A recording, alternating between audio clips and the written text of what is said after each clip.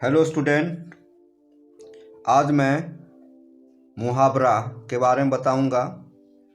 तो यदि आप हमारे चैनल पर नए हैं तो सब्सक्राइब, लाइक, शेयर ज़रूर करेंगे। तो मुहावरा का परिभाषा देखते हैं। हिंदी के ऐसे वाक्य जो अपने साधारण अर्थ को छोड़कर विशेष अर्थ को व्यक्त करता है उसे हम मुहावरा कहते हैं।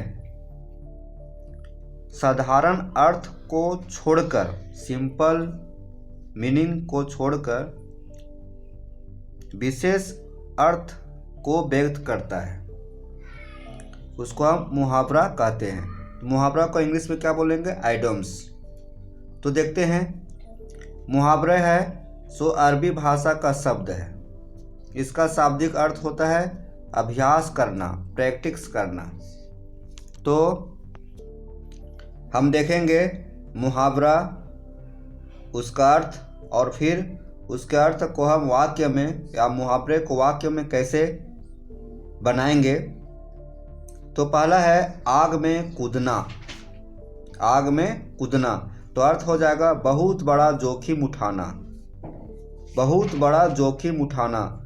तो वाक्य में हम ऐसे इसको सजाएंगे। रमेश दोस्तों के लिए कूद जाने को हमेशा तैयार रहता है। रमेश है दोस्तों के लिए तो आग में हमेशा कूद जाने के लिए तैयार रहता है। इस तरह से हम सजा सकते हैं। तो देखिए यहाँ मुहावरा क्या आया? आग में कूद। इस तरह से हम इस मुहावरे को अर्थ के साथ वाक्य में बदले। दूसरा देखते हैं।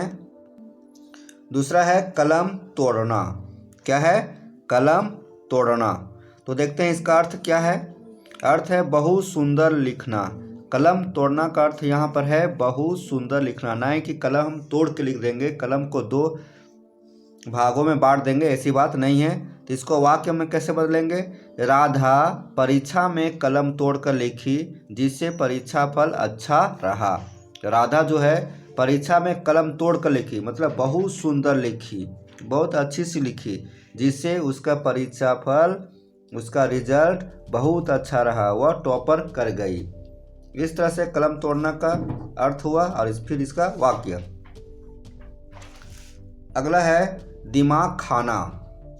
ऐसे हम लोग बोलते क्या तुम दिमाग खा रहे हो, इस तरह से हम लोग बोलते हैं। तो दिमाग खाना एक क्या मुहावरा है। तो इसका अर्थ देखिए, अर्थ है बेकार की बातें करके तंग करना। दिमाग खाना भी एक प्रकार का तंग करने का जैसा है। तो बेकार की बातें जिसका कोई रिजल्ट नहीं है, वैसी बातें करके तंग कर रहा है। तो वाक्य क्या बना रहे हैं? मालिक जो है नौकर को काम से निकाल दिया। मालिक नौकर को काम से निकाल दिया, इसलिए निकाल दिया कि नौकर मालिक का हमेशा दिमाग खाता था। नौकर है मालिक का हमेशा दिमाग खाता था, इसलिए वह मालिक नौकर को काम से निकाल दिया।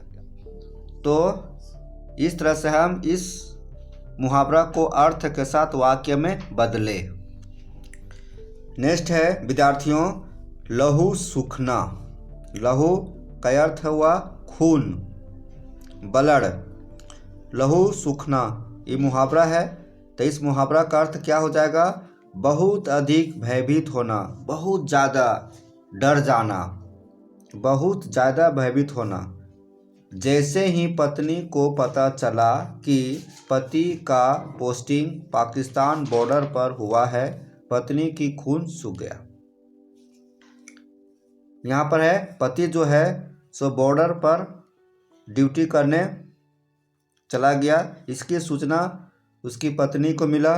तो जैसे ही उसकी सूचना पत्नी को मिला कि हमारे पति है से बॉर्डर पर ड्यूटी करने गए हैं, पत्नी की खून सूख गया।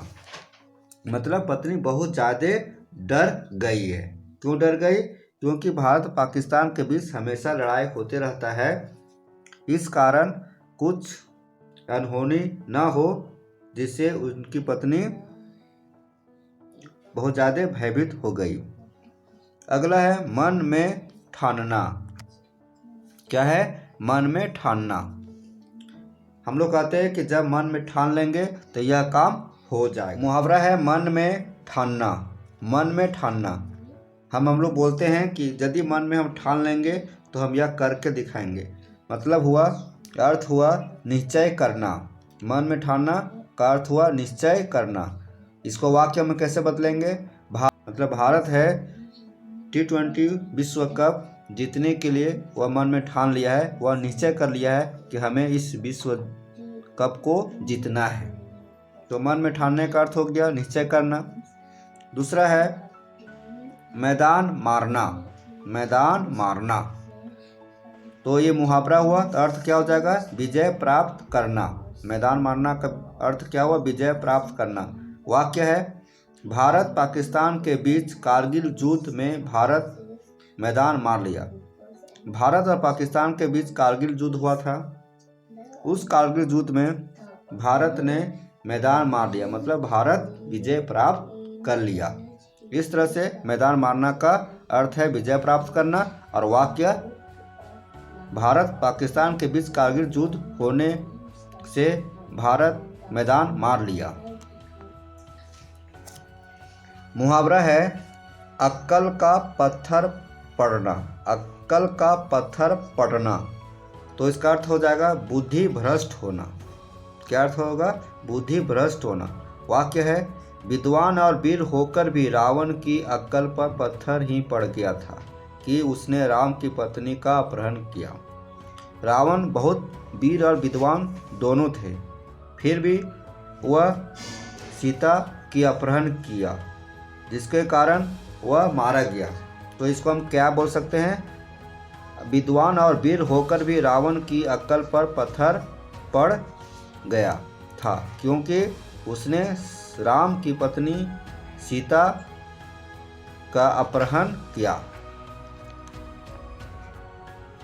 नेक्स्ट है अगले जमाने का आदमी, मतलब पुराने जमाने का आदमी। अर्थ होगा सीधा साधा ईमानदार। पुराने जमाने का आदमी सीधा साधा ईमानदार, ये अर्थ हुआ। तो वाक्य में कैसे व्यक्त करेंगे? आज की दुनिया ऐसी हो गई है कि अगले जमाने का आदमी को बुद्धू समझा जाता है।